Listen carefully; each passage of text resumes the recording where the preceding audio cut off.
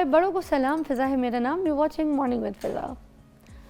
आज एक important topic के ऊपर हम बात करेंगे नाज़रीन। ये बड़ा इम्पॉर्टेंट है वाकई कि आज हम इसको डिस्कस भी करें। मैं आपको बताऊं, हमारे पास कुछ जैसे हर घर में कोई ना कोई सिचुएशन जो है वो चल रही होती है जिसमें कुछ नफ्सियाती प्रॉब्लम्स भी चल रहे होते हैं। मगर पहले तो लोगों को समझ ही नहीं आता था, अब कुछ लोगों को समझ में भी आने लग गई है कि शायद कोई नफ्सियाती मसला है। अभी भी कुछ ऐसे एरियाज़ हैं जहाँ पर अभी भी बहुत सारे ऐसे लोग हैं जो ये नफ्सियाती प्रॉब्लम को नफ्सियाती प्रॉब्लम नहीं कहते हैं। वो कहते हैं जिन्नात का साया हो गया है, इसके ऊपर जिन घुस गए अंदर, चिमड़ गया इसको अंदर, जिन चुड़ैल आ गई इसके अंदर। फिर वो ना तो डॉक्टर के पास जाते हैं, ना अपनी कोई दवाई लेते हैं, ना माहिर नफ्सियात के पास जाते हैं। वो क्या करते हैं, किसी पीरों के पास, किसी बाबाओं के पास, ठीक है, कोई आमिलों के पास, और या कोई ऐसे जादूगरों के पास जो जादू का तोड़ करने की कोशिश करते हैं।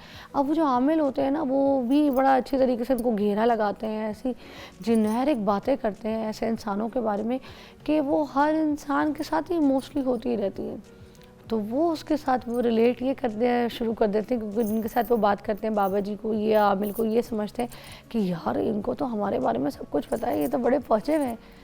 अब ये वाला जो सीन है ना, क्योंकि एक तो नफ्सियाती मसला बंदे के साथ ऑलरेडी चल रहा है और ये इस नफ्सियाती मसले के साथ खेलना शुरू कर देते हैं ये आमिल वगैरह।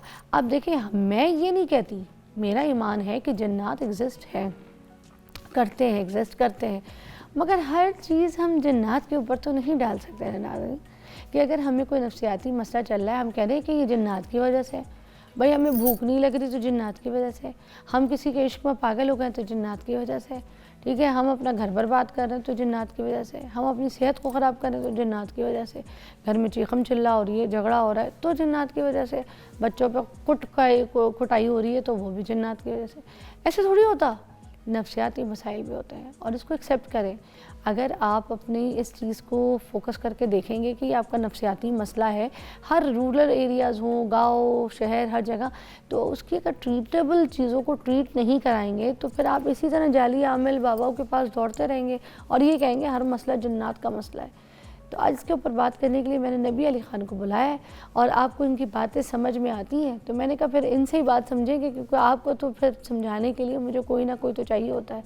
तो आज नबिया की ज़बान में आप समझेंगे कि जन्नात नहीं और ये जो नफ्सियाती मसला है उसको किस तरह से डील करना है। अस्सलाम वालेकुम। जी वालेकुम अस्सलाम। कैसी हैं? मैं बिल्कुल ठीक ठाक, करम अल्लाह के साथ का। वेरी प्रिटी माशाल्लाह as usual. Same to you. Thank you so much. अब हैं ये मैं तो ठीक हूँ, मगर ये लोगों की बातें सुन के मैं ठीक नहीं रहती। जब ये बातें होती है ना कि यार ये नफ्सियाती मसला नहीं है, यार ये जन्नाती मसला है, मतलब हम ज़माने जहालियत से निकल चुके थे, मुझे इस बात का यकीन था, मगर अभी फिर मैं डाउट में आ गई हूँ कि नहीं, अभी भी हम ज़माने जहालियत में रहते हैं। बिल्कुल बिल्कुल आप सही कह रही हैं। और अनफॉर्चुनेटली हम जिस माशरे में रहते हैं ना, वहाँ मुख्तलिफ़ किस्म के लोग मुख्तलिफ़ क़यास आराइयों के साथ ज़िंदा हैं, मुख्तलिफ़ मिथ्स के साथ ज़िंदा हैं। और ये मिथ्स आज से नहीं चलती आ रही, ये जब से दुनिया बनी है तब से ही जो है वो ये स्टार्ट है। जी हमारे दादा कहते थे, परदादा कहते थे, फिर उनके जो है वो वालिद साहब कहते थे कि जन्नात के असरात होते हैं। मैं मानती हूँ इंसानों से ज़्यादा तादाद दुनिया में जन्नात की मौजूद है, इसमें कोई दो राय नहीं है। लेकिन सवाल ये उठता है कि आप जिन जन्नात की बात कर रहे हैं वो जन्नात इतने फारिग हैं कि हर बंदे पर आ जाते हैं, या उनके पास जो वो इतना फ्री टाइम है कि अगर कोई जाके दरख्त के नीचे बैठता है तो वो फ़ौरन से उसके ऊपर आशिक हो जाते हैं। ऐसा कोई जो है वो सिनेरियो नहीं है। हर इंसान पर जन्नात आशिक नहीं है और हर इंसान के साथ ऐसे मसाइल नहीं है। ज़हनी मसाइल लोगों के साथ ज़्यादा हैं, जिसमें ज़हनी तौर पर जो बीमारियां हैं, जिसमें आप शिज़ोफ्रेनिया के हवाले से बात करें तो ये ख़वातीन में बीमारी बहुत ज़्यादा है। और इसमें ऐसा ही होता है कि आपके हाथ पांव टेढ़े हो जाते हैं और आपकी जो है वो आवाज़ तब्दील हो जाती है और ऐसे लगता है कि किसी जन्नात के जो है वो असरात हैं। अचानक से एकदम जो है वो एक दौरे की कैफियत होती है और इंसान जो है वो हाथों से बाहर आ रहा होता है। वो एक औरत जो है वो अपने आप को बिल्कुल बेबस और वो लाचार महसूस कर रही होती है। 10 बंदे भी उसको मिलकर जो है वो पकड़ रहे होते हैं तो वो कंट्रोल नहीं हो रही।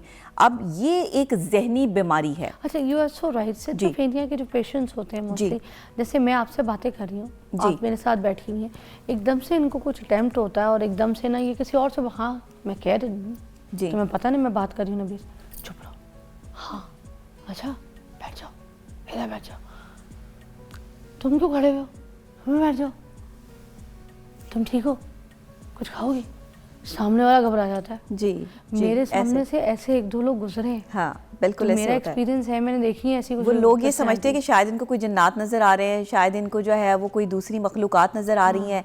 ऐसा नहीं होता। ये जहनी बीमारियां जो पाल रखी हैं, जो जहन के अंदर चल रही हैं। और शिज़ोफ्रेनिया एक ऐसी ख़तरनाक बीमारी है कि इसका शिकार ज़्यादातर ख़वातीन, ऐसी ख़वातीन होती हैं जो नावल, डाइजेस्ट, इस तरह की चीज़ों से बचपन से रिलेट करती हैं और बहुत से जो है वो कोई हॉरर किस्म की मूवीज़ को लाइक करती हैं। अक्सर औक़ात जो है वो इस तरह देखने में आता है कि जब आप बहुत ज़्यादा कोई हॉरर मूवीज़ देखते हैं, कोई ऐसे नावल पढ़ते हैं, कुछ जासूसी की चीज़ों को जो है वो टटोलने की कोशिश करते हैं, तो जहन उसी से जो है वो चलना शुरू कर देता है। वो मेरी एक दोस्त थी, वो जासूसी नावल पढ़ती थी। आप कितना करीब तर गई हैं वैसे। बिल्कुल, वो इतनी नावल पढ़ती थी स्कूल के ज़माने से, जासूसी नावल। हम उसको ये देख के कहते थे, भाई तुमने किसकी जासूसी करनी है? वो पता क्या करते हैं, वो फिर किस्तवार उसको पढ़ते हैं कि इस एपिसोड में क्या हुआ। वो क्यूरियोसिटी बढ़ती चली जाती है। एपिसोड टू एपिसोड बढ़ता चला जाता है। आपने किसी ड्रामे की 100 एपिसोड देखी हैं जिसको आप सोप कहते हैं। ये सोप अगर आप जो है वो पहले जो है वो आपको पता है कि 100 एपिसोड के ड्रामाज हुआ करते थे और लोग 100 की 100 एपिसोड देखते थे कि क्यूरियोसिटी के आगे क्या होना है। अब वो देखें, स्टोरी बनाने वाला जो है वो साइकोलॉजी से खेलता है। इसी तरह जब आप कोई नॉवल या कोई डाइजेस्ट पढ़ते हैं तो वो एक लंबी कहानी होती है। उस लंबी कहानी को खींचने के लिए न जाने कितने जो है वो उसमें टर्न्स होते हैं, कितनी उसमें जो है वो क्यूरियोसिटी होती है, कितनी उसमें सस्पेंस होता है। बहुत होते हैं। हाँ, ये जो शिज़ोफ्रेनिया के पेशेंट्स मोस्टली होते हैं, क्योंकि देखिए तो इनके साथ फेज आता है जाता है। शुरू के फेजेस, क्योंकि फर्स्ट स्टेज, सेकंड स्टेज ऐसे है ना स्टेज। जी बिल्कुल ऐसे ही है। तो जो शुरू के स्टेजेस हैं उसमें ऐसा सीन तो है ही नहीं इनके साथ कि टोटल ऐसे ही हो। जाहिर है बीमारी जब स्टार्ट होती है तो उसके सिम्टम्स कुछ और होते हैं, तो बढ़ते बढ़ते जो है वो सिम्टम्स हाँ जी होते हैं हर चीज़ पे। बिल्कुल, सामने वाले पे भरोसा नहीं करते। देखिए, वहम और तोहमात में पड़ना, ओसीडी भी एक जो है वो इसका बहुत अहम चीज़ है जिसमें ख़वातीन जो है वो इसका शिकार होती हैं, मर्द हज़रात भी होते हैं। मगर मैं इसी से जो फिल्म पे रहना चाहूँगी, ये जो आमिल बाबा होते हैं, जो जाली आमिल बाबा होते हैं, आप कभी जैसे अगर कोई एक्सपीरियंस करें ना कि कभी आप इनके पास जाएँ या आपने इनको जैसे लोगों से सुना हो या देखा हो, ये भी तो जिन्नात से बात करते हैं, यही एक्ट करते हैं। अब क्या ये शिज़ोफ्रेनिया के पेशेंट होते हैं या ये ड्रामा कर रहे होते हैं लोगों के सामने? इतने सारे अगर जिन्नात कंट्रोल करने वाले बाबा जो है वो मौजूद हैं, तो वो पाकिस्तान की मईशत की बहाली के लिए जिन्नातों से जो है वो किसी ख़जाने का पता क्यों नहीं ले लेते? वो जो इतनी हमारे पास मादनियात हैं जिनको निकालने के लिए हमें जो है वो पहाड़ तोड़ने पड़ते हैं और बड़ी बड़ी मशीनरी लगानी पड़ती है। ज़रा जिन्नात की ड्यूटी लगाएं ना, ज़रा पहाड़ तोड़ के आएँ और जो है वो वहाँ से जो है वो मादनियात और हीरे जवाहरात जो है वो निकाल के लेकर आएँ। ज़रा गारों में जो है वो घुसाएं ना जिन्नात को। मतलब माजरत के साथ हम कौन सी दुनिया में रहते हैं? और अगर हम कहते हैं जी फ़लाँ के पास जिन्नात है, उसने मेरे शौहर को ठीक कर दिया, ख़वातीन अपने शौहर ठीक करवाने जो है वो आमिल बाबाओं के पास जा रही होती हैं कि ये आमिल बाबा जो है वो तावीज़ दे देंगे, वो तावीज़ घोल के तुमने अपने जो शौहर को पिलाना होगा, ठीक हो जाएगा। कभी तावीज़ घोल के पिलाने से भी कुछ ठीक होता है? दे देती हैं जी, जेवर दे देती हैं, पता नहीं क्या कुछ, क्या राशन घर के सब कुछ। अभी तो खैर एक्ट बहुत सख्त आ चुका है। काला जादू करने वालों को जो है वो 7 साल की कैद और बाकायदा 5 लाख जुर्माना जो है वो आयद किया जा रहा है। गवर्नमेंट ने ये बहुत बड़ा इनिशिएटिव लिया है। मैं समझती हूँ कि इस पर जो एक इसको जो कंट्रोल किया गया है ना, ये अच्छी बात है। अल्लाह करे कि ये कंट्रोल हो जाए। मगर उनके ऊपर भी कोई जुर्माना आयद है जो करवाने के लिए जाते हैं? देखिए, ये होता कुछ नहीं है, कुछ भी नहीं होता, ठीक है, मगर जो करवाने के लिए जा रहा है, ऐसे बाबाओं की इजाद पैदा करता है। ये भी तो कोई बंदा है या बंदी है जो ऐसे बाबाओं को ढूंढ के बाबा बनाती है और फिर उसकी पब्लिसिटी करती है। देखिए, शैतानियत जो है वो दुनिया में मौजूद है। जहाँ रहमान मौजूद है वहाँ शैतान भी मौजूद है। शैतानी अवामिल, शैतानी अमाल, शैतानी चीज़ें, ये सब जादू टोने में आती हैं। जब जादू टोना बरहक है, होता है, आक़ाए दो जहाँ हज़रत मोहम्मद मुस्तफ़ा सल्लल्लाहु अलैहि वसल्लम की ज़ात मुबारका पे भी हुआ, एक यहूदी ने किया उन पर जादू, और वो जादू के जो है वो सिम्टम्स और असरात भी जो है वो नुमाया हुए। वो इसीलिए हुआ कि उस वक्त में अगर आप पर गनूदगी तारी रहती है तो आप अपने सारे टेस्ट करवा रहे हैं और टेस्ट आपको जो है वो बिल्कुल क्लियर आ रहे हैं। आपकी जो बीमारी होगी, आपकी बीमारी कभी भी आपकी रिपोर्ट्स में नहीं आएगी। आप पे असरात हैं बदनज़री के। बदनज़री एक ऐसी चीज़ है जो इस्लाम इसको जो है वो बाकायदा तौर पे कहता है कि अगर किसी की बद नज़र लग जाए आपको तो ये कब्र तक पहुंचा देता है। ऊँट को हांडी में डालने वाला हिसाब होता है। इतनी बड़ी ये बुरी नज़र है। तो हम इसको मानते हैं, हमारे नफ्सियात इसको डिनाई नहीं करते हैं, लेकिन उसके बावजूद भी जब हम जहनी बीमारियों की तरफ देखते हैं तो हमें पता ये चलता है कि ज़्यादातर लोग जो है वो जहनी बीमारियों की वजह से परेशान है, ना कि वो कोई जादू टोने या किसी जिन्नात के असरात की वजह से परेशान है। उन्हें लगता है सिम्टम्स कुछ मैच करते हुए होते हैं, क्योंकि जादू के जो असरात हमें सोशल मीडिया पर या इधर उधर जो है वो मिलते हैं, वो यही होता है कि जैसे थकावट का महसूस होना, नींद का पूरा ना होना, हर वक्त चिड़चिड़ापन रहना, आपका एक दूसरे से जो है वो लड़ना झगड़ना, ये जादू के असरात हैं। लेकिन मैं आज आपको 2 टिप्स ऐसी बता दूंगी कि जिससे आपको ये अंदाज़ा हो जाएगा कि ये वाकई जादू के असरात है या आप साइकोलॉजिकल किसी ब्रेक के बाद जी बीमारी में थोड़ा सा डिटेल में दोनों जो टिप है हमारे साथ शेयर कीजिएगा, तो हम आपके साथ दोबारा ज्वाइन करते हैं छोटी सी ब्रेक के बाद। देखते रहिए आज ये सेगमेंट आपके लिए। Okay, welcome back. और आज हम बात कर रहे हैं कि इंसान का नफ्सियाती मसला या फिर जिन्नाती मसला जिसको हम समझ नहीं पा रहे होते वो क्या है। तो नबिया हमें को 2 टिप बता रही हैं जिसको हम जिन्नाती मसला कहते हैं, जबकि होता नफ्सियाती मसला है। वो क्या टिप्स हैं जिससे हम अपने आप को ट्रीट कर सकते हैं rather than we looking for the आमिल जाली। अच्छा, सबसे पहले अगर आपके घर में कोई भी ऐसा शख्स मौजूद है जिसका रवैया फ़ौरन से तब्दील होता है, या वो अपनी आवाज़ तब्दील करता है, या उसको जो है वो ऐसा महसूस होता है कि उसके पीछे कोई आ रहा है, उसे कोई साया महसूस हो रहा है, सबसे पहले तो उसको माहिर नफ्सियात को चेक करवाएं। सबसे पहले डॉक्टर के पास उसको लेके जाएं, बजाय कि आप किसी आमिल बाबा कहते हैं उसको चढ़ा दें और वो मार मार के उसको डंडे मार मार के झाड़ुएं मार मार के उसका जो है वो जिन निकालने की कोशिश करे। इस तरह जिन नहीं निकलते। अच्छा, लोग ये कहते हैं कभी कभी जैसे कुछ ऐसा खौफ भी होता है ना कि सपोज सारे नीचे पोर्शन में सो रहे हैं, ऊपर वाले पोर्शन में कोई चीज़ लेने के लिए कोई जा रहा है जी, और वहाँ की लाइट्स ऑफ है रात के टाइम पे और सब सो रहे हैं, और कोई बंदा ऊपर जब वो चीज़ लेने के लिए जा रहा है किसी कमरे में या ऊपर के पोर्शन में, तो उसकी ना खौफ से हालत टाइट हुई हुई है। जी, बिल्कुल लगता है कोई है जो मेरा हाथ पकड़ लेगा, तो मेरा गला दबा देगा, तो मेरे बाल पकड़ लेगा और मुझे खा जाएगा। अच्छा, मैं आपको एक और चीज़ बता दूं, अगर बिलफर्ज जिन्नात हैं भी तो वो आपको टच नहीं कर सकते। ये भी मैं आपको बता दूं, जिन्नात कभी भी आपको जो है वो हाथ से नहीं पकड़ेगा, जिन्नात आपको जो है वो कोई आपको जप्पी नहीं डालेगा, जिन्नात ने कोई आपके बाल नहीं खींचने। जिन्नात आपके सामने आपको आकर डरा ज़रूर सकता है, लेकिन वो आपको तब तक हाथ नहीं लगा सकता जब तक आप जो है वो अपने औसान खता ना कर दें। देखिए, आप लोग यही बात करते हैं, हाँ, ये कुछ अपने बच्चों में भी डाल देते हैं। फिर जी, बच्चों में भी डाल देते हैं। खौफ को भी वो जिन्नाती नाम लेते हैं, वो कहते हैं ऊपर वाले पोर्शन में जिन है। नहीं, कुछ नहीं है। मैं आज आपको जो है क्लियर कर देती हूँ, जिन्नात कभी भी आपको ऐसे नहीं पकड़ सकते। और दूसरी बात ये कि जी फलां वहाँ पर कोई चीज़ मौजूद है और वो मुझे यूं पकड़ लेगी, और बच्चों को आप डराते हैं भाऊ आ जाएगा आपको पकड़ के ले जाएगा। ये खौफ आप दूसरे के जहन में जो है वो इंडोज कर रहे हैं। एक खौफ के साथ जब आप ज़िंदगी जी रहे होते हैं तो उस खौफ को आप किसी भी तरह का रंग दे सकते हैं। वो खौफ, वो फोबिया आपको किसी भी तरीके का हो सकता है। लाइक आपको अगर जन्नात से डर लगता है तो फिर आपको हर जगह जन्नात ही नजर आएंगे। आपको लगता है कि आपका पीछा कोई कर रहा है, आपको दबे पाँव किसी की आवाज़ आ रही है, आपको किसी चीज़ें गिरने की आवाज़ आ रही है।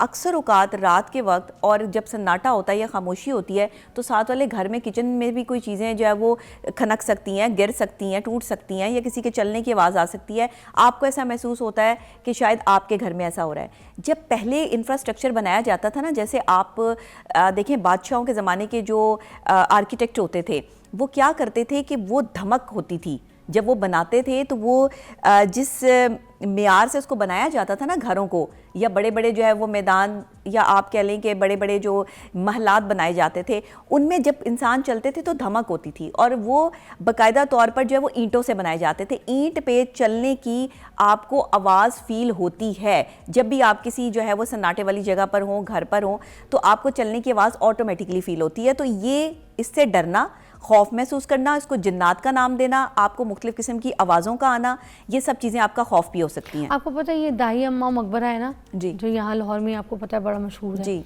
तो इसके बारे में इतने वीडियोस आप अगर गूगल करें तो आप देखें, इतने हॉरिबल वीडियोस बनाए गए लोगों ने, इतना उसको हॉन्टेड प्लेस कह दिया गया, इतना डराया गया। कंटेंट बिकता है ना, हाँ, कंटेंट बनाते हैं। जा जाके वीडियो बना रहे हैं, आज हम रात रह के देखेंगे कोई है तो नहीं, यूं तो नहीं। अच्छा, उनको पकड़ता कोई क्यों नहीं है? वो दाइया माँ निकल के उनको पकड़ क्यों नहीं लेती? बस ये अब मेरी कंटेंट बनाते हैं। मेरी बेटी ने देखी ये सारी चीज़ें, तो हमारा शूट था इत्तेफाक से वहाँ पे, तो फराल ने मुझे कहा कि मामा मैं नहीं जाऊंगी, आपने हॉन्टेड वीडियोस देखी, लोगों को डरा दिया ना। बुरी। हाँ, उसको है, बच्चों को डरा तो दिया। मैंने फराल को बोला, मैंने कहा भूत क्या कर लेगा ज़्यादा, अगर कोई जिन्नात हमारे सामने आता है हमें क्या कर लेगा, हमसे बात करेगा। हाँ। जैसे आप बात कर रही हैं, कोई करे, क्या पता ये करे। हाँ। मैंने कहा ये हम पे हावी तो नहीं है ना, वो बात कर सकता है ना वो आपको टच कर सकता है। मुसलमान की जो एक मुसलमान इंसान है उसके कान में सबसे पहले बच्चे के कान में अजान दी जाती है।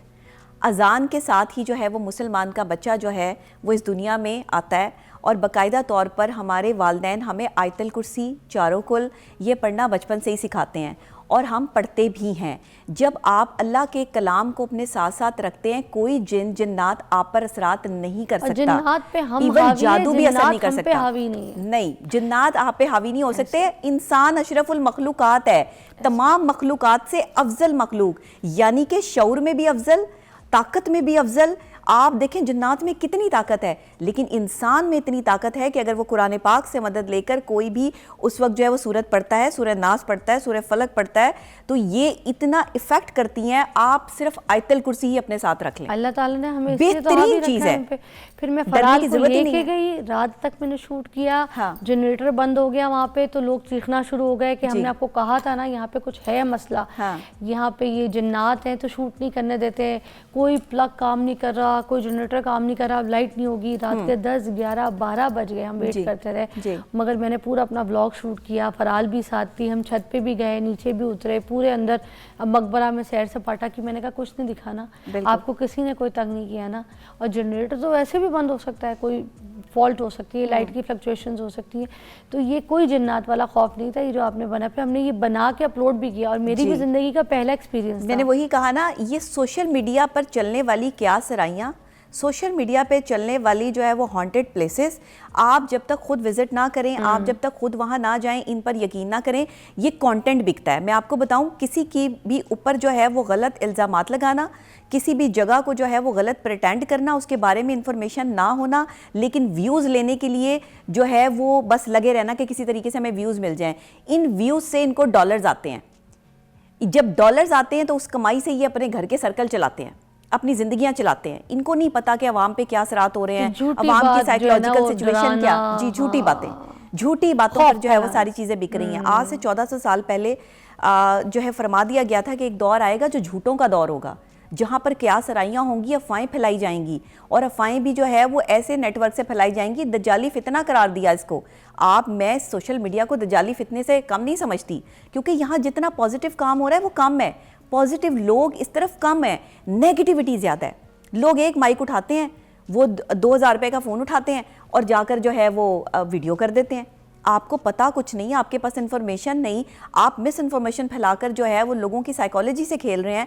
ये एक बहुत बड़ा क्राइम है और इस तरीके से जो है वो नहीं होना चाहिए। ये भी तो नफ्सियाती मसाइल है। जी बिल्कुल नफ्सियाती मसाइल हैं, क्योंकि एक इंसान जब आप अपने आप को जो है की लालच, हाँ, पैसे की लालच, ये लालच है, ये भी नफ्सियाती मसाइल है। बिल्कुल। एक ब्रेक लेंगे, इस पर भी बात करते हैं, एक छोटे से ब्रेक के बाद।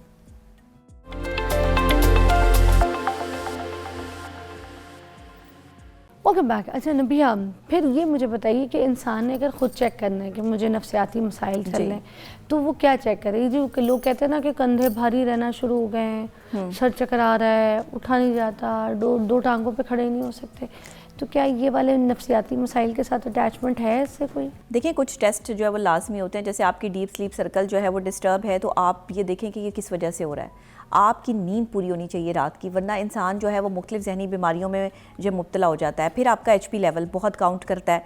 आप अपना CBC जो है वो लाजमी करवाएं। हर 2 महीने 3 महीने बाद जो है वो CBC चेकअप जो है वो होना चाहिए, ताकि आपको पता हो कि आपके खून में जो है वो किसी चीज़ की मिकदार बढ़ तो नहीं रही, या कहीं कोई ऐसा जो है वो आपको कोई हार्मोनल इश्यूज़ या कोई इस तरह की प्रॉब्लम तो नहीं हो रही। क्योंकि अक्सर औक़ात जो है वो जब आप जहनी बीमारियों की तरफ जा रहे होते हैं, तो सबसे पहले आपके बॉडी में ये चीज़ें जो है नज़र आनी शुरू होती हैं।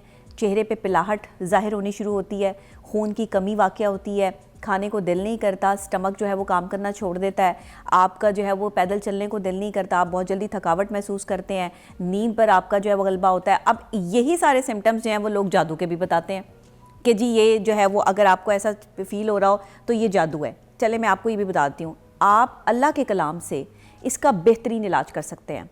सूरह नास बेहतरीन चीज़ है। आप जब ये सूरह नास 3 दफ़ा पढ़ के, आयतुल कुर्सी पढ़ के किसी भी शख्स पे फूंक मारते हैं या उसको पानी पिलाते हैं, तो अगर उस पर जादू टोने या नज़र बद के असरात हैं तो वो आहिस्ता आहिस्ता जो है वो 3 दिन में जो है वो ख़त्म हो जाते हैं, अगर आप 3 दिन तक ये अमल करते हैं। लेकिन अगर वो बीमारी है तो वो मज़ीद जो है वो बढ़ती चली जाएगी, उसमें आपका जो है वो और आपकी नींद ख़राब होती चली जाएगी। आप जो है वो अल्लाह का कलाम पढ़ रहे हैं, उसका आपको सवाब मिल रहा है, वो आप पर असरात भी हो रहे हैं, लेकिन जब तक आप मेडिसिन नहीं लेंगे, ट्रीटमेंट नहीं लेंगे, क्योंकि जो है वो दुआ के साथ दवा बहुत इंपॉर्टेंट किरदार अदा करती है, और जब तक आप दवा नहीं लेंगे, अब जो साइकोलॉजिकल पॉइंट ऑफ व्यू से जो इस हवाले से अगर आप कोई खौफ महसूस कर रहे हैं, एंजाइटी में है, डिप्रेशन में है, स्ट्रेस में है, डिपेंड ऑन कि आप सिर्फ थेरेपी सेशन से ही ठीक हो जाएंगे या आपको मेडिसिन भी जो है वो देनी पड़ेगी, डिपेंड ऑन योर सिचुएशन। तो हम ये बाद में जो है वो इन सब चीज़ों को देखते हैं, लेकिन खुद से इंसान अगर पता लगाना चाहता है तो ये 2-3 चीज़ें जो हैं वो लाजमी करके रखें। CBC अपना लाजमी करवाएं। एक आखिरी सवाल ज़रूर करना चाहूँगी ऐड ऑन कि आज देहात की बात करूँ मैं या फिर अभी पढ़े लिखे शहरों की बात करूँ, इधर भी आज की औरत जो है या कोई मर्द इस बात पे यकीन करता है और इसी बात पे लोगों के सामने बैठ के बात करता है, जी तलाक क्यों हुई थी, तो ये क्यों हुआ, वो मेरे मियाँ ने काला जादू करवाया था, जी वो क्या हुआ, मेरी सास ने काला जादू करवाया था। आज भी लोग इस बात पे यकीन करके इस तरह की बात करते हैं। ठीक है, तो आप इसके बारे में भी क्या कहेंगी, ये नफ्सियाती मसला ही है? अच्छा नहीं, देखें जादू, मैंने आपको बताया ना कि जादू मौजूद है दुनिया में, ऐसा नहीं है कि आप इसको डिनाई कर सकते हैं। अगर आपके घर से तावीज़ात मिले हैं आपको, अगर आपके घर से कोई ऐसे सिम्टम्स मिले हैं जिससे बाकायदा तौर पर इस चीज़ की इंडिकेशंस हो रही हैं कि किसी ने कोई अमल करवाया है, तो ऑटोमेटिकली आपको फिर समझ आ जानी चाहिए कि अमल तो हुआ है। अगर आप पे खून के छींटे आते हैं तो ये सब चीज़ें ऐसे तो नहीं होती है, साइकोलॉजिकली नहीं है। साइकोलॉजिकली तब है जब आप खुद से इसको समझ रहे हो, आपके पास इसका कोई सबूत ना हो और आपके जिस्म में और आपके जहन में जो है वो वहम और तोहमात की वजह से जो है वो ये फिक्स हो जाए कि मुझ पर किसी ने जादू टोना करवा दिया है, लेकिन आपके पास सबूत कोई नहीं है। सबूत के साथ जो चीज़ आपको मिल रही है उस पर आप जो है वो उसको साइकोलॉजिकल पॉइंट ऑफ व्यू से नहीं देख सकते, उस पर फिर आपको इसका जो बाकायदा तौर पे अल्लाह के कलाम से किसी के पास जाने की ज़रूरत नहीं है, आमिलीन के पास जाने की ज़रूरत नहीं है, आपको जो है वो किसी जादू के तोड़ करवाने वाले के पास जाने की ज़रूरत नहीं है। ये अल्लाह के कलाम से ऑटोमेटिकली अल्लाह ताला ने कुरान पाक में फरमा दिया है, जो है वो ऐसी सूरह मुबारका जो है हमारे पास मौजूद हैं कि जिन्हें पढ़कर आप अपने ऊपर दम करके या पानी पीकर जो है वो इसका बाकायदा इलाज खुद अपने घर में भी कर सकते हैं।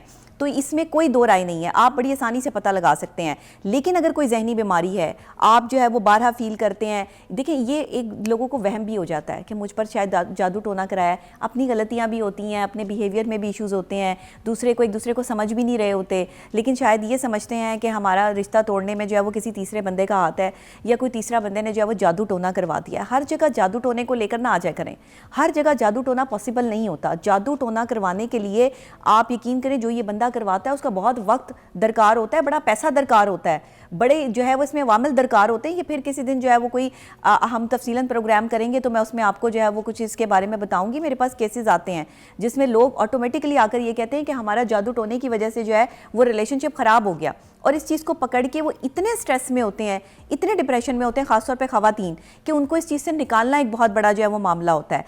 तो मैं हमेशा ख़वातीन को ये कहती हूँ कि पहले अपनी गलतियाँ सोचें और अपने पार्टनर की गलतियां सोचें। अगर आपके दरमियान में कम्युनिकेशन गैप था और आप लोगों ने एक दूसरे को कभी बताया ही नहीं कि आप किस चीज़ से खाइफ हैं, तो फिर आप इसे जादू टोने का नाम नहीं दे सकते। हाँ, अगर आपके पास कोई जो है वो तावीज़ निकल आए हैं, कोई और चीज़ें हुई हैं, कोई खून के छींटे आए हैं, आपके कपड़े कटे हुए हैं, तो ये जादू टोने की अलामात में जो है वो ये कंसीडर होती हैं, हम इसको डिनाई नहीं करते। लेकिन बहुत सारे माहिर नफ्सियात इस चीज़ को भी डिनाई कर देते हैं कि नहीं जी ये भी शायद जहनी खराफात का नतीजा है, बट ऐसा ऑटोमेटिकली होता नहीं है। मैं ये आपको जो है वो बता दूं, क्योंकि इसमें बहुत ज़्यादा गनूदगी का तारी रहना भी आपके ऊपर जो है वो अवामिल की निशानदही करता है, बट ये नज़र बद के असरात भी होते हैं। इसलिए हमें तीनों चीज़ों को कंसीडर करना है कि ये तीनों चीज़ें हैं क्या। बड़ा माइनर सा जो है वो एक लाइन का फ़र्क है, नज़र बद, जादू टोना और जहनी बीमारियाँ।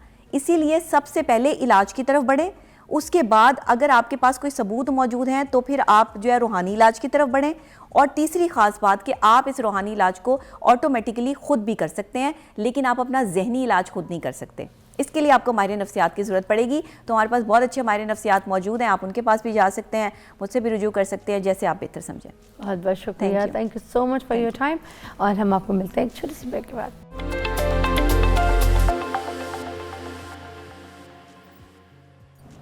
वेलकम बैक नाज़रीन। अभी आपका फेवरेट सेगमेंट जो है वो स्टार्ट होने जा रहा है, क्योंकि ये आपके हिसाब से तो मुझे लगता है और मेरे हिसाब से बहुत अच्छा सेगमेंट है, जो जिस पे हमें बड़ा एतमाद है।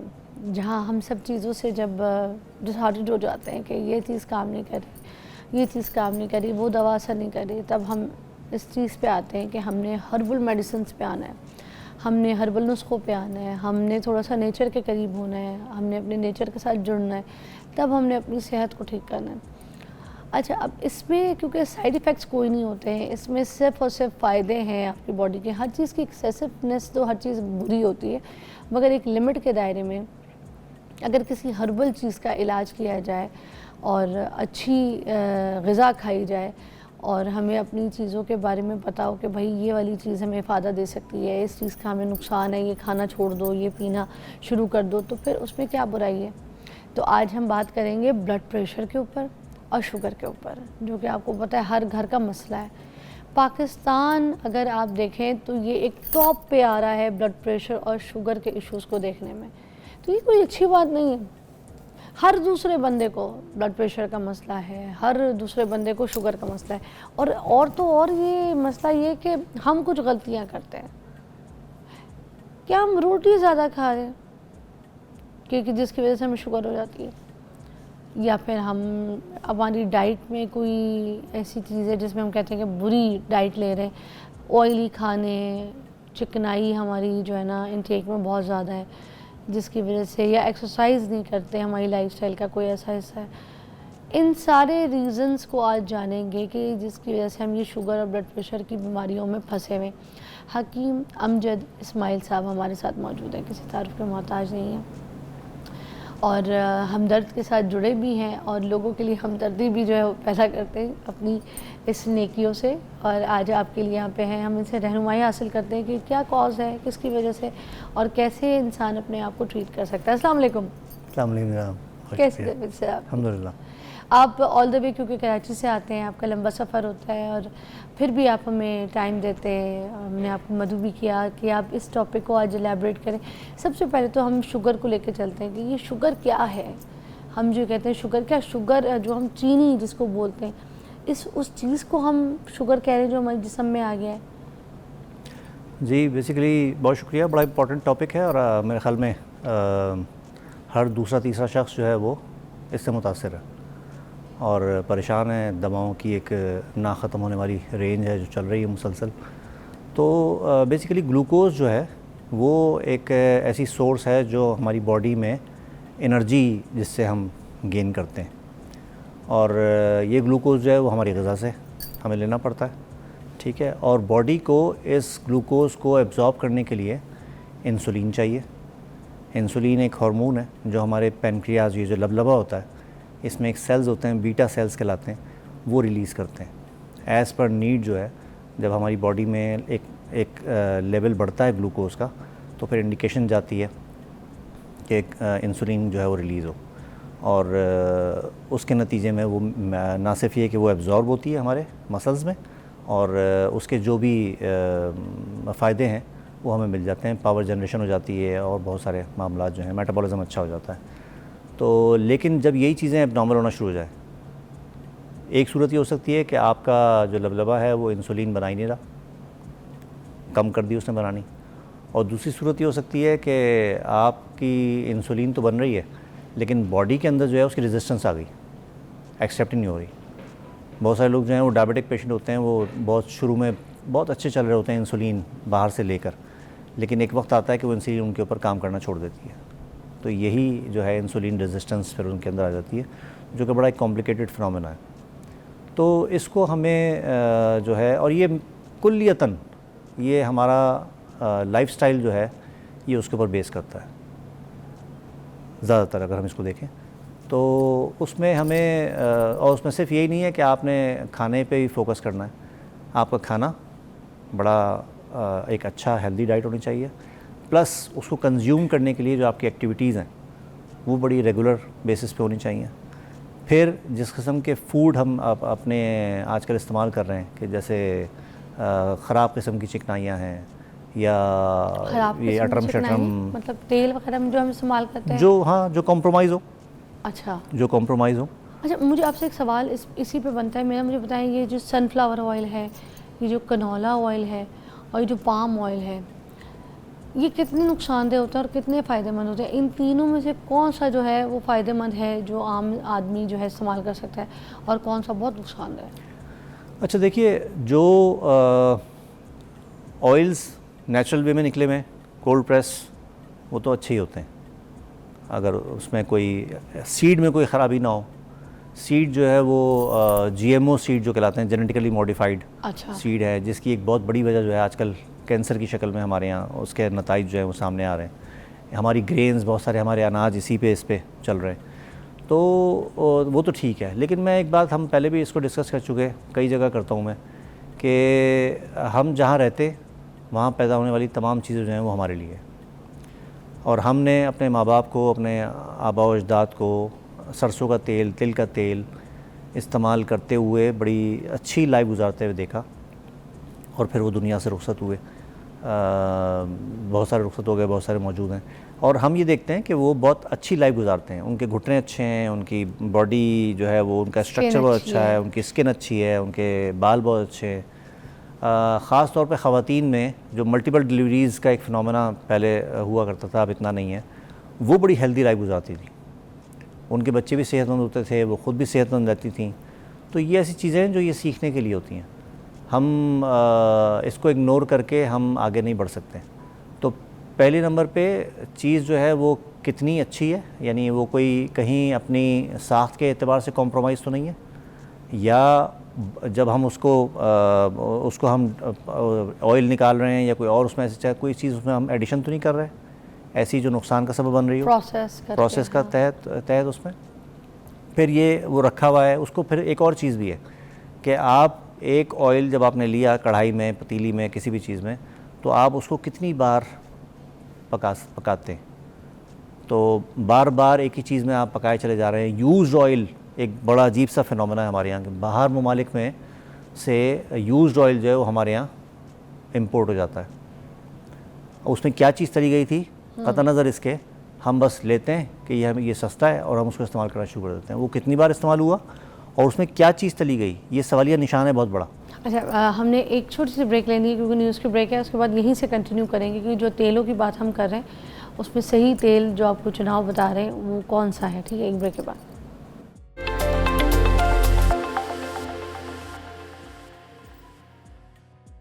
अच्छा जी, हम यहाँ पर तेलों की बात कर रहे हैं, तेलों की पहचान बता रहे हैं, क्योंकि जैसे कि बात की यहाँ पर हकीम साहब ने कि जो गलत चिकनाई है जब उसका आप एब्जॉर्ब करते हैं अपनी बॉडी में, उसको इनटेक करते हैं, तो उसकी वजह से भी आपके मामलात ख़राब होते हैं।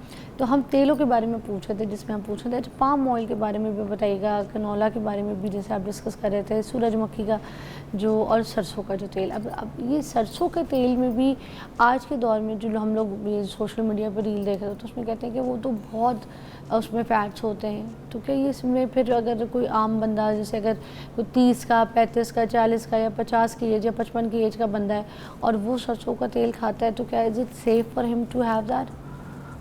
देखिए, यही मैं बार बार ये कह रहा होता हूँ कि एरोसिक एसिड जो है ना, जिसके बारे में बड़ा वावेला है कि वो इसके अंदर होता है और उसके बड़े नुकसानात हैं, तो क्या पहले नहीं था? एक चीज़। दूसरी चीज़ ये कि अल्लाह ताला की जो सनाई है ना, जो वो चीज़ को तख्लीक करता है, उसमें प्रो एंड कॉन्स दोनों रखते हैं। तो हम किसी एक चीज़ को निकाल कर उसके बारे में गुफ्तगू शुरू कर दें, तो ये मेरा ख़्याल है कि मुनासिब बात नहीं है।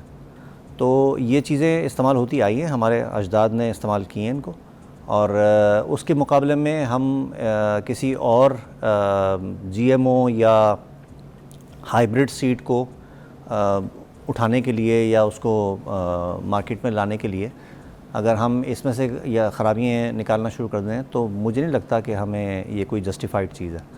तो पहली चीज़ ये कि ये हमारा ये बिलीफ होना चाहिए कि चूँकि हमारे आबा व अजदाद ने इसको इस्तेमाल किया, करते रहें। मुझे भी याद है मैंने अपने बचपन में इस्तेमाल किया काफ़ी, तो उसको बिल्कुल क्वाइट सेफ़ है, कोई ऐसी चीज़ उसमें नहीं है कि जिससे कि कोई गड़बड़ हो। क्योंकि मुझे तो याद है कि आलू गोश्त अगर मैंने खाया तो सरसों के तेल में खाया, उसका जायका, उसकी सौंदाहट इतनी अच्छी होती है। अगर किसी ने कभी नहीं पकाया तो पका के देखें, इतना अच्छा लगता है। सरसों के तेल में साग जैसे बनते हैं, यहाँ लाहौर में भी सरसों के तेल में लोग सब्जियाँ बनाते हैं, और उतनी अच्छी सौंदेदार खुशबू जायके में भी आम तेल से बहुत अच्छी होती है। और जहाँ पर इफ़ादियत की बात कही है आपने कि पहले ज़माने में वाकई कुछ नहीं होता था, मगर अब हम कुछ सूंघ भी लें तो हमें कुछ ना कुछ होना शुरू हो जाता है।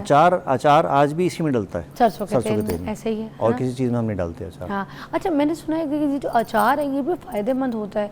जैसे कुछ लोग कहते हैं ना कि नहीं तेल निथार के दो अचार को, तो ये अब सरसों के तेल में अचार बनता है, अगर इसको रोज़ खाने के साथ इस्तेमाल किया जाए तो इसका कोई नुकसान तो नहीं है?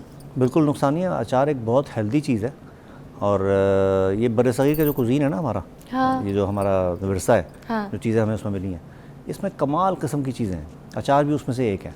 और स्पेशली जब हम उन सब्ज़ियों में उस ऑयल में हम सब्ज़ियाँ भिगो देते हैं, फिर उसमें हम डिफरेंट किस्म के मसाले डाल रहे होते हैं और फिर उसको धूप लगा के रख रहे होते हैं, तो उसके असरात उसके अंदर आ रहे होते हैं। तो ये जो ऑयल होता है इसका, ये एक बड़ी हेल्दी चीज़ होती है। ये हमारे गट बैक्टीरिया के हवाले से, हमारे जॉइंट्स के हवाले से, हमारे हाजमे के हवाले से ये बड़ा क्रूशल रोल प्ले करता है। और नो डाउट ये एक कमाल चीज़ है, इसको कभी भी इग्नोर नहीं करना चाहिए, बल्कि हर खाने में अचार जो है वो मौजूद होना चाहिए। क्या बात और है, डिफरेंट चीज़ों का अचार होना आपने चाहिए। जो हमारा खाना मज़ेदार बना दिया। मुझे एक और चीज़ बता दें, जो अचार से कुछ लोगों का गला ख़राब होता है, तो उसकी कोई टिप है तो बता दें कि किस तरीके से कुछ लोगों को अगर गले में एलर्जी होती है, गला ख़राब हो जाता है, तो वो कैसे बच सकते हैं? उसमें ये देख लीजिए कि जो अमूमन बहुत सारे मैंने ऐसे भी लोग देखे कि जो अचार को फ्रिज में रख देते हैं, ठंडा करके इस्तेमाल कर रहे हैं, वो नहीं करना, तो वो ना करें। उसकी वजह से होता है? उसकी वजह से भी हो सकता है। हाँ। कुछ लोगों को इटसेल्फ कोई ऐसी चीज़ है जो उनको चिकनाई से कुछ लोगों को एलर्जी होती है, अच्छा। गले में लगता है उनके, तो उससे ज़रा सा परहेज़ कर लीजिए। फिर इसमें कुछ लोग टाटरी वगैरह जो है या खटास जो है वो एक्स्ट्रा डाल देते हैं, वो ना तो डालें। उससे अवॉइड कीजिए। ये 3 चीज़ों से आप बचा लें इसको, और इसके जो हेल्थ बेनिफिट्स हैं उसको मद्देनज़र रखते हुए इसको डेवलप करवाइए, उसको बनवाइए और फिर सारा साल खाइए। आय हाय, आपने तो हमारा खाना मज़ेदार कर दिया। पाम ऑयल के बारे में भी बताइएगा। पाम ऑयल सुना है ये तो सस्ता भी है ना? हाँ सस्ता भी है, हमारे यहाँ की चीज़ नहीं है, बाहर से हम इसको मंगवाते हैं, यहाँ आता है ये। और मुझे मतलब देखिए चीज़ें बहुत सारी आ रही हैं, पाम ऑयल भी है, ये कैनोला भी है और बहुत सारी चीज़ें, लेकिन हम इन चीज़ों को के लिए अपनी चीज़ों को नज़रअंदाज क्यों करें? ठीक है, वही हेल्थ बेनिफिट्स हैं, वही सारी चीज़ें हैं और वो हमारे खित्ते की चीज़ है, हमारे लिए बनाई गई है, हम वहीं पैदा हुए हैं, तो हम दूसरी चीज़ों की तरफ क्यों जाएं? हाँ, कोई मजबूरी अगर है, अवेलेबिलिटी नहीं है, कोई और बात है, तो फिर बेशक आप उससे थोड़ा सा फ़ायदा उठा लीजिए। अच्छा, और नमक के ऊपर भी बात करते हैं क्योंकि ब्लड प्रेशर भी आज हमारा टॉपिक है। नमक कहते हैं कि बहुत ज़्यादा इस्तेमाल करने से भी ब्लड प्रेशर हो जाता है। हमारे खानों में तो बहुत ही ज़्यादा हस्बे ज़ायक़ा हमें नमक चाहिए होता है, तो सारा इल्ज़ाम जो है ये नमक के ऊपर जाएगा कि जो ब्लड प्रेशर का मरीज़ होता है वो ये ज़्यादा नमक खाने की वजह से होता है। क्योंकि मोस्टली घर में 4 बंदे बैठे हैं तो यही कहते हैं कि बहू तुम जो हो ना नमक थोड़ा सा रखती हो, जिसकी वजह से ये मसला हो सकता है, तुम हमें भी मरवाओगी, नमक हल्का हाथ रखो। तो ये सही बात है?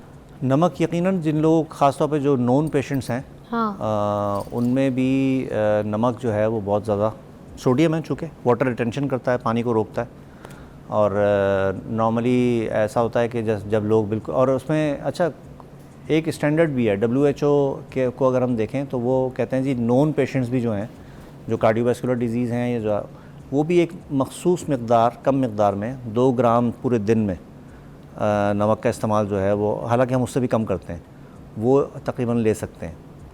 तो उससे क्या होता है कि आपकी बॉडी की जो एक नीड है नमक की वो पूरी हो जाती है।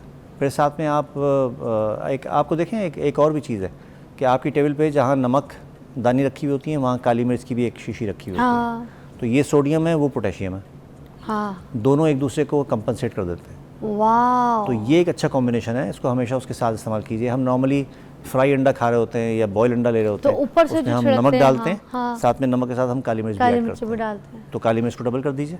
हाँ। तो उससे आपको इसके जो हैज़र्ड्स हैं वो काफ़ी हद तक बेहतर हो जाएंगे, कम हो जाएंगे। वाह, अच्छा, और ये जो कहते हैं कि सैलड वगैरह में या किसी चीज़ में ऊपर से जो एक्स्ट्रा नमक डालते हैं जो पक्का हुआ नहीं है, तो खाने में ऊपर से कुछ एक्स्ट्रा डाल देते हैं, पके हुए खाने में खा रहे होते हैं और डालना शुरू कर देते हैं कच्चा नमक, तो क्या वो बहुत ज़्यादा नुकसानदेह साबित हो सकता है या फिर इट्स ओके टू टेक? नहीं, उसको थोड़ा सा अवॉइड ही करना चाहिए।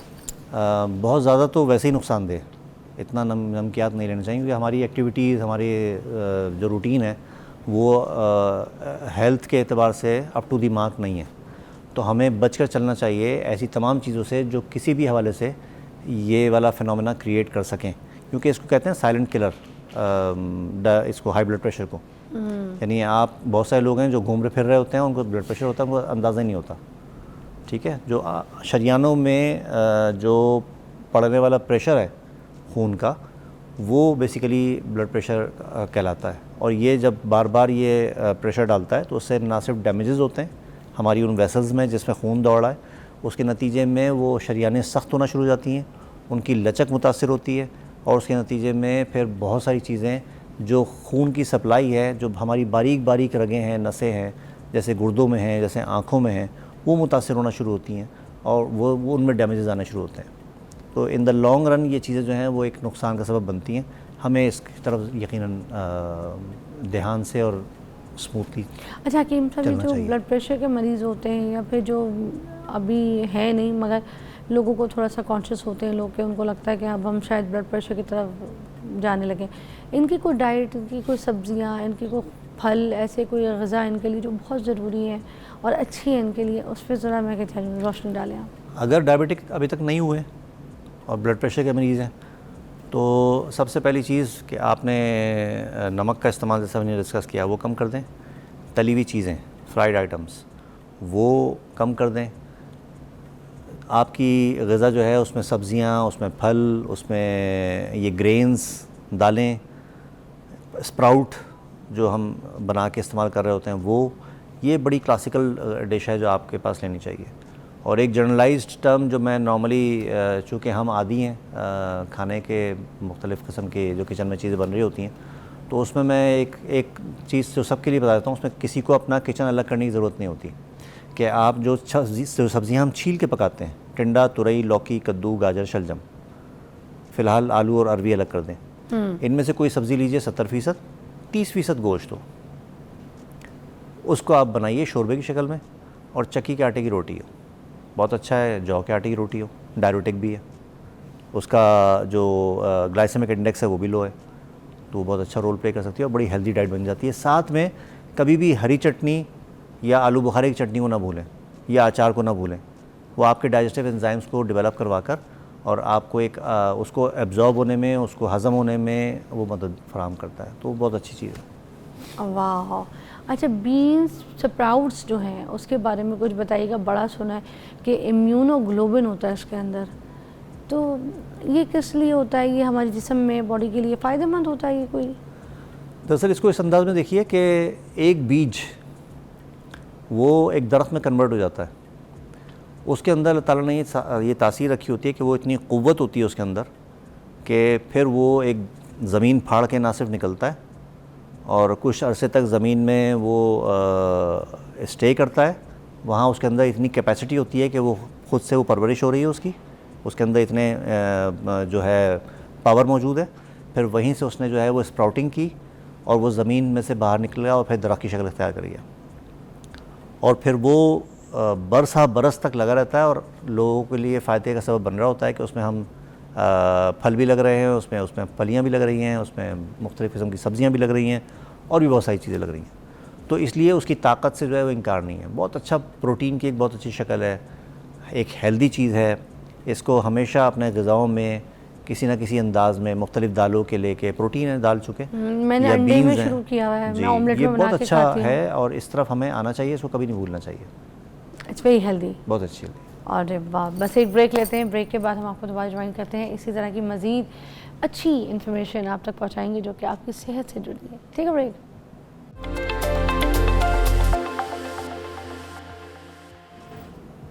Welcome back. अब हम हकीम अमजद साहब से पूछेंगे कि जो शुगर के पेशेंट है उनकी क्या डाइट होनी चाहिए, उनकी क्या ग़िज़ा होनी चाहिए, उनकी कौन सी सब्ज़ियाँ होनी चाहिए।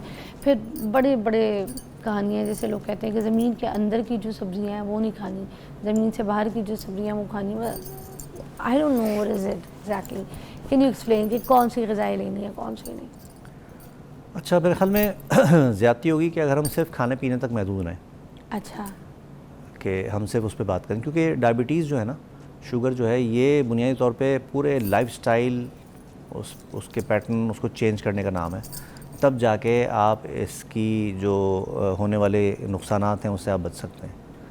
ठीक है, उसमें डायबिटीज़ जो है वो होती क्यों है? क्या आपने सेडेंट्री लाइफस्टाइल है, खा रहे हैं, बैठे हुए हैं, अय्याशी की ज़िंदगी गुजार रहे हैं। ठीक है ना, फाका हाँ, वो क्या है, ऐश कर काका। और हमारे यहाँ आजकल बहुत है एनर्जी ड्रिंक्स, ये चीज़ खा लो इसमें इतनी ताकत है, ये चीज़ खा लो इसमें इतनी ताकत है। आपकी जो एक्टिविटीज़ हैं वो कैसी हैं? हमारे यहाँ जो जॉब करने वाले लोग हैं, सुबह 9 से और 5:30-6 बजे जो टाइम होता है, बैंकिंग सेक्टर्स में लोग जो हैं वो 8-9 बजे तक बैठे होते हैं, एसी में बैठे होते हैं, दावतें चल रही होती हैं, जंक फूड आ रहा होता है और जनाब अपना काम वो उसमें कर रहे होते हैं। उनके पास जो टाइम होता है ये वाला अपने ये पूरा इसमें कहीं कोई हेल्दी एक्टिविटी कम से कम नहीं है, सिर्फ और सिर्फ एक स्ट्रेस होता है। ख़ास तौर पे जो टारगेट ओरिएंटेड जॉब जिनकी है कि भाई ये काम आपको दिया जा रहा है, इसे अपने से पूरा करना है, उसके लिए वो वहीं बैठा रहता है। वो अपनी नींद को कंप्रोमाइज़ करता है, वो अपनी ग़िज़ा को कंप्रोमाइज़ करता है, वो अपनी एक्सरसाइज को कंप्रोमाइज़ करता है, और उसके बाद फिर वो काम तो हो जाता है लेकिन कहीं उसकी जो सेहत है वो पहले के मुकाबले में कहीं नीचे आ जाती है। तो उसको देखना बहुत ज़रूरी है। तो सेडेंटरी लाइफस्टाइल प्लस आप क्या चीज़ खा रहे हैं, क्वालिटी ऑफ फूड कैसा है आपका, उसको देखना बहुत ज़रूरी है। एक चीज़ और इसमें बड़ी उसमें है कि हम अगर आप ये कहना कि जी मुझे क्या चीज़ छोड़ देनी चाहिए, तो बहुत अच्छी चीज़ है कि हम सबसे पहले चीनी छोड़ दें। ठीक है, अब एक लोगों का एतराज़ होता है जी क्या खाएं फिर उसके लिए जगह, तो अगर आपकी शुगर जो है वो विद इन रेंज है, बढ़ गई थी फिर नीचे आ गई, तो आप कम पैमाने पर गुड़ का इस्तेमाल शुरू कर दें। सवाल होता है जी गुड़, चीनी तो गुड़ से ही बनती है। हाँ ना, ये तो है। वो आप कह रहे हैं खा लीजिए, ये आप ना कह रहे हैं ना खाइए। तो चीनी जो है ना वो स्पेसिफिक सिर्फ और सिर्फ मिठास है, मगर गुड़ भी तो इसकी फूफी हुई। गुड़ जो है वो वाकई इसकी फूफी है। गुड़ जो है उसके अंदर मैग्नीशियम भी है, उसके अंदर जिंक भी है, उसके अंदर फास्फोरस भी है, उसके अंदर पता नहीं दुनिया जहाँ के अल्लाह ताला ने उसके अंदर कमालात रखे हैं। शुगर भी तो है। शुगर तो है लेकिन नेचुरल है, बॉडी के अंदर उसकी एक्सेप्टेंस है, वो उसको देखकर मुंह नहीं बनाती कि भाई ये क्या चीज़ आ गई। चीनी को देखकर जो है वो सारे सिस्टम एक्टिव हो जाते हैं कि इसको हमें अपने अंदर एब्जॉर्ब करवाना है, उसके लिए जो है वो खुद ब खुद एब्जॉर्ब होता है। अच्छा, गुड़ वो मेहमान है जो घुल मिल जाती है आके फैमिली में, मगर चीनी वो मेहमान है जिसके लिए बोलता है बंदा इसने जाना कैसे। तो ये सिंथेटिक और ऑर्गेनिक, ये सीधा सीधा उसका एक फ़र्क है। अच्छा। जो मैंने यहाँ इन दो सूरतों में आपको बता दिया, और ये हर चीज़ पर अप्लाई होता है। और शहद तो अगर शहद वाकई शहद है तो उससे अच्छी तो कमाल चीज़ कोई है नहीं। तो ये क्या करता है बॉडी के अंदर जाके? नहीं, बॉडी के अंदर जाके तो उसकी जो अपना रोल है। आप पूछ रही हैं अगर डायबिटीज़ वाले फिनोमेना में, तो यकीनन वो देखना पड़ता है कि जिन लोगों को शहद से शुगर हो रही है, तो या तो कहीं शहद में कोई ऐसा इशू है जो कि वो हज़म नहीं हो पा रहा, तो इग्नोर करें, ना लें। बहुत सारे लोग हैं मैंने देखा, वो कहते हैं जी हम खजूर खाते हैं, हम जो हमारी सुबह की शुगर बढ़ी हुई थी वो उसके नतीजे में बेहतर रहती है, तो वो 4-5 खजूरें जो हैं वो रात में नॉर्मली उनका रूटीन होता है। तो ये देखने में आती हैं चीज़ें। तो नेचुरल शुगर जो है वो उनको इतना नुकसान नहीं पहुँचा रही होती जितना उनको चीनी नुकसान पहुँचा रही होती है। ख़ास तौर पर ये कोल्ड ड्रिंक्स अच्छी खासी मकदार में जो है आपने जो, बल्कि ये जो हमारे यहाँ बन रहा होता है इसमें स्टैंडर्ड जो WHO का है उससे भी कई गुना ज़्यादा चीनी होती है, जो कि सख्त नुकसानदेह है। ऐसे ही मुख्तलिफ़ किस्म के और ड्रिंक्स जो बच्चों में आजकल है कि भाई ये वाला ड्रिंक पी लें, पढ़ाई कर रहे हैं अपने आप को एक्टिव रखने के लिए, जो है वो उसमें कैफ़ीन है या वल्लाह आलम क्या चीज़ है, उसका इस्तेमाल वो बड़ी फ्रीक्वेंट कर रहे हैं, वो बड़े नुकसानदेह चीज़ें हैं। ठीक है, लेकिन बुनियाद जो है इसका कुल्लिया कि आप जो कुछ खाएं उसको हज़म करें, टाइम स्पेसिफिक हो जाएं, जस्ट लाइक रमज़ान कि आप घड़ी की सुई के साथ खाना छोड़ देते हैं और घड़ी की सुई के साथ खाना खाना शुरू कर देते हैं। बावजूद बदपरहेज़ी के आप बहुत अच्छे अंदाज में जो है वो पूरा महीना गुजारते हैं, हालांकि आप बहुत बदपरहेज़ी कर रहे होते हैं। तो ये जो टाइम है ये बहुत अच्छा है। आप जिन लोगों में आप देखें बड़े बूढ़े जो हैं, ख़ासतौर पे जो सेहत के एतबार से अच्छे हैं, उनमें एक चीज़ आपको कॉमन मिलेगी कि वक्त के साथ खाते हैं, वक्त के साथ सोते हैं। हाँ, टाइम के मैंने देखा है बहुत। तो इसमें ये एक ऐसी चीज़ है जो हमारे माशरे में आम नज़र आती है। टाइम पर रोटी ना मिले तो चिड़चिड़े हो जाते हैं, वो गुस्सा करते हैं, उनका पता चलता है घर में क्या गुस्सा। बल्कि मैं यहाँ मिसाल दूंगा, मैं हमदर्द से आया हूँ, तो हकीम सईद साहब याद आते हैं। आप घड़ी मिला लीजिए उनके मामूलात देखकर, सुबह रोज़े से जनाब मतलब करने बैठना है, 250-300 लोग देखते हैं शाम तक, और बड़ी बशाशत के साथ, जिस टोन में जिस उसमें पहला मरीज़ देखा उसी अंदाज़ में आखिरी मरीज़ भी देखा। तो ये उनकी एक कामयाबी थी फिर हर रोज़ जो है टेनिस खेलना, ये उनका मामूल था आखिर वक्त तक भी। ठीक है, एक मैंने कहीं से सुना कि वो अपने 1 या 2 जोड़े रोज़ाना धोया करते थे बाकायदा, कि ये मूवमेंट जो है मसल्स की, ये उसके नतीजे में बेहतर रहती है। जो सार्कोपीनिया एक डेवलप हो रहा होता है बढ़ती उम्र के साथ, उससे आदमी बच सकता है। तो ये ऐसी चीज़ें हैं जिसको हमने बिल्कुल भुला दिया और हम एक सेडेंट्री लाइफस्टाइल में जी रहे हैं, हम ऊट पटांग चीज़ें खा रहे हैं। सईद साहब जो थे उनकी तबीयत ठीक थी, उनको कोई शुगर ब्लड प्रेशर ऐसे कोई उनको मसले थे? उनके साथ ऐसा कोई मसला नहीं था और वो लाइफस्टाइल के साथ चलते थे। लाइफस्टाइल उनका बड़ा क्लासिकल था। और एक और भी चीज़ है, इस लाइफस्टाइल से ख़ास तौर पे जो रोज़ा आप रख रहे होते हैं, इसमें आपका जो कॉग्निटिव बिहेवियर है ना, यानी आपके ऊपर जो आमद हो रही होती है चीज़ों की, आप अच्छे फ़ैसले कर रहे होते हैं, आप अच्छे लोगों को जो है वो मशवरे दे रहे होते हैं, आपके अंदर जो है वो पॉजिटिव थिंकिंग जो है वो बहुत, फिर आपका ऑरा जो है स्ट्रॉन्ग हो रहा होता है, आपके हैप्पी हार्मोन्स काम कर रहे होते हैं। हमारे हैप्पी हार्मोन्स के सेल मर गए। एक ब्रेक लेंगे, ब्रेक के बाद हम दोबारा ज्वाइन करते हैं। हकीम अमजद साहब हमारे साथ मौजूद हैं, बहुत अच्छी बात है आपके लिए।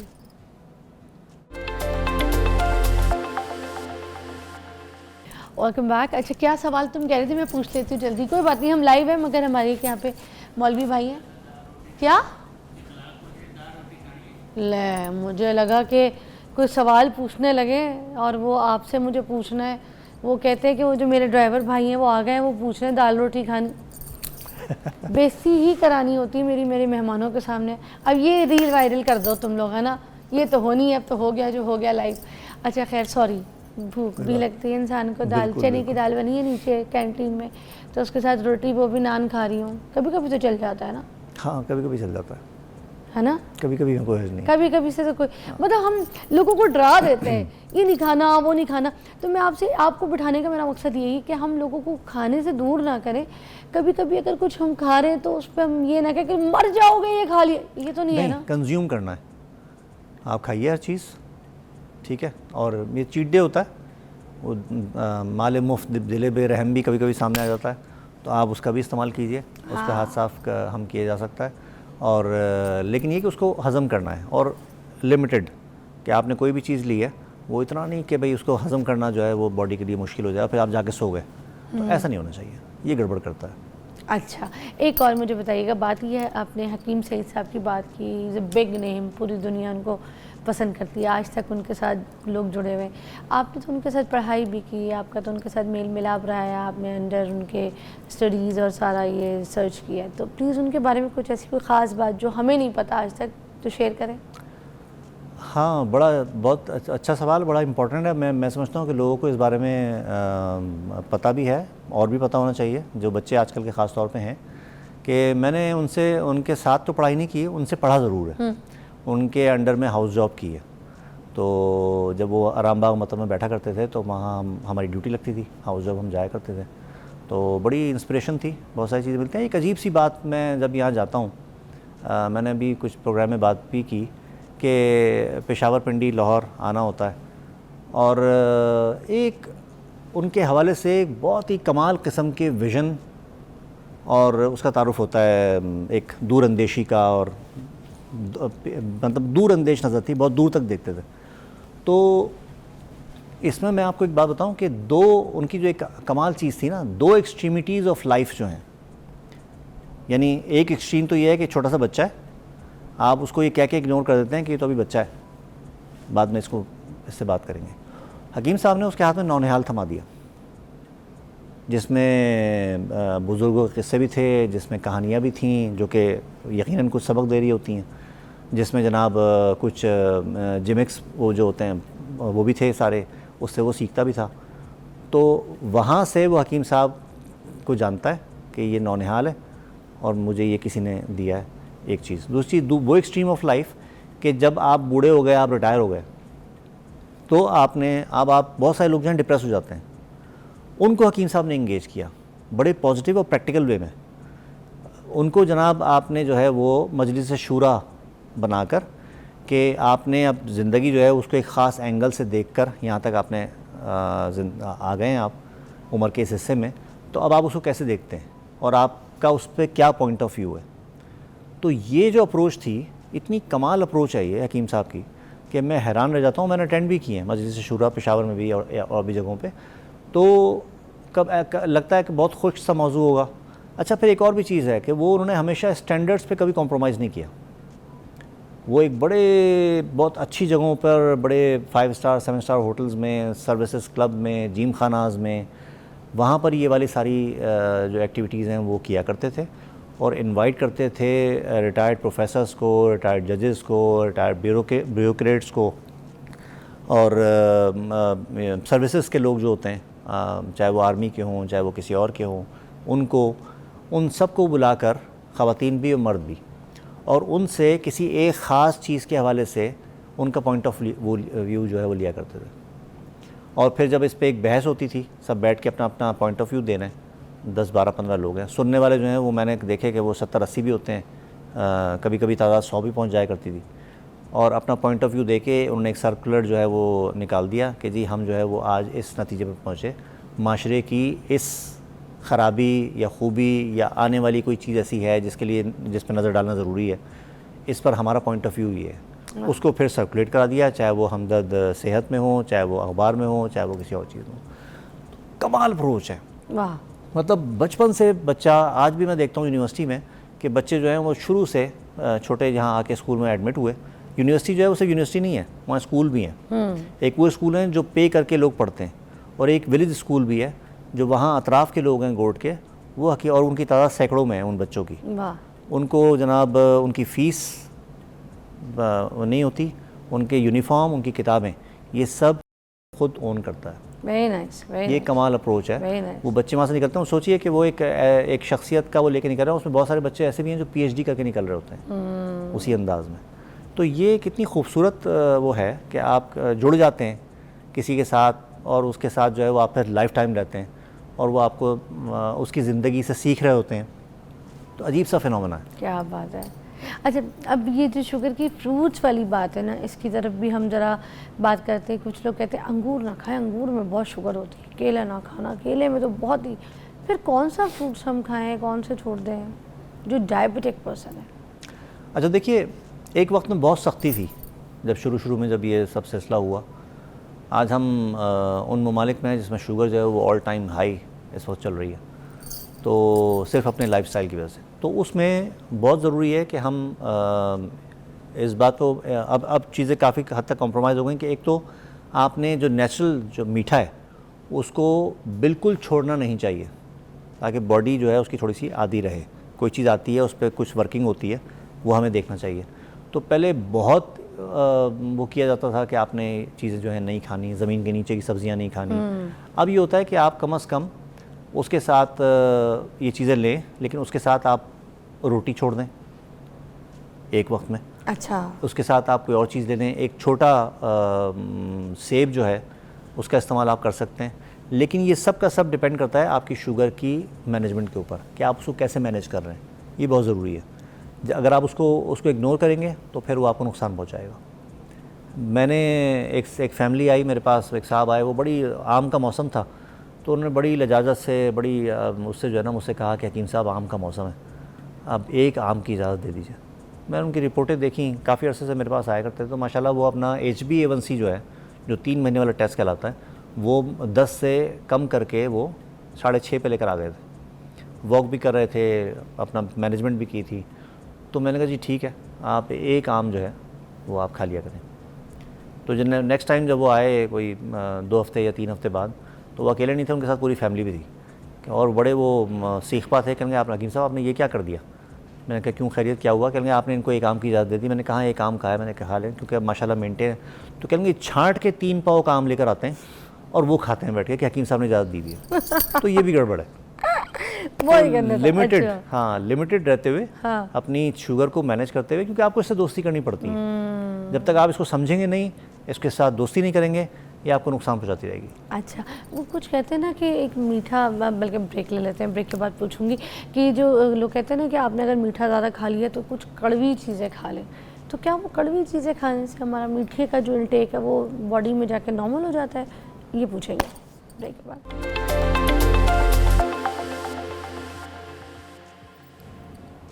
अच्छा हकीम साहब, ये बताइएगा कि कुछ लोग कहते हैं ना कि जैसे अगर मीठा आप ज़्यादा खा रहे हैं, फल की सूरत में या किसी शुगर की सूरत में आपके पेट में इनटेक में ज़्यादा हो रही है, तो आप कोई कड़वी चीज़ों का इस्तेमाल शुरू कर दें, तो उससे जो है ना वो आपकी शुगर की जो इनटेक है वो थोड़ी सी नॉर्मल हो जाएगी, उसका जो लेवल है वो कम हो जाएगा। क्या ये सही है या गलत है, ये बस ऐसी मिथ है?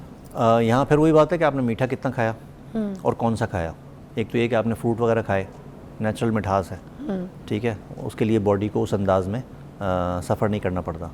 फिर जितनी कड़वी चीज़ें हैं, कड़वी चीज़ जो है ये भी हमारे जो डाइजेस्टिव एंजाइम्स हैं उसको बूस्ट करने का एक ज़रिया बनती है, क्योंकि एक ऐसी चीज़ होती है जो ज़बान पे जाते के साथ ही सिग्नल्स भेजती है कि भाई कोई चीज़ आई है, इसको हज़म करना है, क्योंकि कड़वी है। तो फ़ौरन सिग्नल्स जाते हैं और वहाँ से फिर जो है वो गैस्ट्रिक जूसेस, एंजाइम्स ये रिलीज़ होना शुरू होते हैं और उससे हाजमा अच्छा हो जाता है। तो हम साथ साथ नहीं रख सकते कि आप मीठा खाइए फिर कड़वा खा लीजिए तो मैनेज हो जाएगा, ऐसा नहीं है। जो नुकसानात मीठे से हो रहे हैं और कॉम्प्रोमाइज़ है आपकी शुगर, तो वो लोग बच के रहें। लेकिन हमारे यहाँ अमूमन जितनी भी दवाएं, मिसाल के तौर पे करेला है, मिसाल के तौर पे जामन है, या गुड़मार बूटी है, या अफसनतीन बिरंजासिफ है, या और बहुत सारी दवाएं, ये कड़वी हैं, बहुत ठीक ठाक कड़वी हैं। इंदरजौ है, तल्ख भी है, शीरीं भी है। तो ये ऐसी दवाएं जो हमारे यहाँ नॉर्मली शुगर में इस्तेमाल हो रही होती हैं, लेकिन इसके साथ साथ जो है ये कड़वी भी हैं और इससे हाजमा है हमारा, क्योंकि ये एक मेटाबॉलिक डिसऑर्डर है, हाजमे की ख़राबी के नतीजे में पैदा होने वाली बीमारी है, ठीक है। तो उसमें इसका रोल जो है बहुत अच्छा होता है कि आप हमेशा देखकर ऐसी चीज़ें लीजिए जिनमें, और ख़ास तौर पे करेले की मैंने बात की, तो करेला जो है अमूमन हमारे यहाँ उसको ऊपर से छील दिया जाता है, उसके बेनिफिट्स उसी में है। अच्छा, वो जो नोकें बनी होती है करेले के ऊपर, यस, उसको खाना है? उसको अच्छे तरीके से वॉश कीजिए, कड़वाहट उसी में होती है। अच्छा, तो अगर आप उसको कड़वे को एंजॉय नहीं करेंगे तो वो बेकार है। तो व्हाट इफ अगर उसको ऊपर से छील के उसको पानी में रख के उसका पानी पी लिया जाए, मतलब उसकी तासीर पानी के अंदर आ जाएगी, तो अगर उसको रख के रात भर सोख करके और उसके पानी को पी लिया जाए, उसका बड़ा अच्छा तरीका है क्या कि आप उसको सुखा लें कंप्लीट, उसको पूरा कंप्लीट, ऊपर से काट के नहीं काटना नहीं है उसको, पूरा करेला जो है वो सुखा लीजिए। ओके, मतलब उसको वैसे कट कर लें, हाँ, लेकिन उसमें से कोई चीज़ अलग नहीं करनी। अच्छा, छिलका अलग नहीं करना। उसको सुखा लीजिए, सुखा के उसके बीज निकाल दें, हाँ, बीज निकाल के उसको आप ग्राइंड कर लें सूखे हुए को, और वो आप अपने इस्तेमाल में रखिए पाउडर के फॉर्म में। बहुत। और ये सूख कितने दिन में जाता है? ये डिपेंड करता है, जैसे कराची का मौसम ज़्यादा ह्यूमिडिटी वाला है, मुश्किल होती है वहाँ। फिर ड्रायर्स आजकल आ गए, तो ड्रायर्स में आप सुखा लीजिए तो मेरे ख्याल में 1.5 दिन 2 दिन में सूख जाता है। वाह, धूप नहीं लगाने की जरूरत है? धूप नहीं, उससे फिर उसकी वो चीज़ें उड़ जाती हैं। आहा, अब इसके क्या फ़ायदे होंगे ये अगर हम ये बेसिकली बीटा सेल्स से इंसुलिन का जो इफराज है, उसकी जो सिक्रीशन है उसमें हेल्प आउट करता है। बीटा सेल्स की यूँ कह लें कि उसको बनने में, या उसकी जो वीक हो गए उनकी वीकनेस जो है उसको दूर कर रहा होता है। और साथ साथ ये चूँकि हाजिम है, मैंने कहा कड़वाहट जो है वो सिग्नल्स दे रही होती है कि आप हाजिम जूसेस आएँ और वो काम करें, उसमें इसका बहुत अच्छा रोल है। तो ये बहुत अच्छी चीज़ है इस हवाले से। हमें तो आज से पहले इतना बड़ा नुस्खा और कोई ऐसी हिफाजत वाली बात पता ही नहीं थी कि हमने करेले का पाउडर पीना है तो वो शुगर के लिए भी अच्छी है और हमारे बीटा सेल्स के लिए भी इतनी अच्छी है। फिर आप कॉम्बिनेशन बना लेना। अच्छा, कि आपने करेले का पाउडर भी ले लिया, आपने जामुन की गुठली जो होती है, हाँ, गुठली ली, उसके अंदर से जो उसका सीड होता है वो आपने ले लिया, जो छोटी गुठली है जामुन की, उसको तोड़ा, उसके अंदर से भी बीज, उसके अंदर बीज निकलता है, हाँ, मगज़ जो होता है उसका, हाँ, उसका मगज़ जामुन कहते हैं उसको, वो आप ले लीजिए। अच्छा, करेला पाउडर ले लीजिए, हाँ, और मेथी ले लीजिए, ये मेथड़ा वाला, मेथी दाना, तो जैसे आपने 5 हिस्से, या चले यूँ समझ लें कि एक हिस्सा आपने करेला लिया, एक हिस्सा आपने मगज़ जामुन लिया, ओके, चौथाई हिस्सा आपने कलौंजी ये लेनी है, मेथी लेनी है, ओके, और चौथाई हिस्सा आपने जो है कलौंजी लेनी है। अच्छा, ठीक है। इसके अलावा इसमें हम ऐड कर सकते हैं ये गुड़मार बूटी। अच्छा, ये यहाँ नहीं पैदा होती, अमूमन ये चाइना से आती है। ये पत्तों की शक्ल में होती है, पत्तों की शक्ल, हाँ। तो ये भी बहुत कड़वी होती है, तो ये आप उसमें ऐड कर दीजिए, वही एक के रेशो के हिसाब से। अच्छा, तो 3 चीज़ें 1-1 ग्राम हो गई, और 2 चीज़ें जो हैं वो चौथाई ग्राम हो गई। अच्छा, तो इसको आप अच्छा सा पाउडर बना के रख लीजिए। हमने सिर्फ कलौंजी और गुड़माई बूटी जो है ना उसको 1/4 ग्राम लिया। नहीं, कलौंजी और मेथी दाना, अच्छा, मेथी दाना, इसको आपने 1/4 रखना है। अच्छा, बाकी 3 चीज़ें जो हैं उसको आपने हम वज़न लेना है एक साथ, उनका 1/4 आपने ये लेना है। ठीक है, ठीक है। और इसको आप पाउडर बना के रख लीजिए। इसको आप रोज़ाना सुबह निहार मुँह या रात में जैसे बहुत सारे लोगों की शुगर सुबह में बढ़ी हुई होती है, तो वो इसको रात में इसका इस्तेमाल कर लें। बहुत सारे लोग जो हैं वो दिन में उनकी किसी वक्त में बढ़ती है, वो सुबह शाम भी इस्तेमाल कर सकते हैं। तो बहुत अच्छा सेफ नुस्खा है।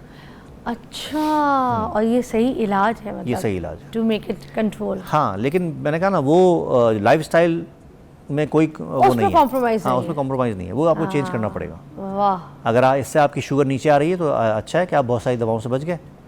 आप इंसुलिन की वो तकलीफ जो बार बार हो रही है उससे आप बच जाएंगे जाने से।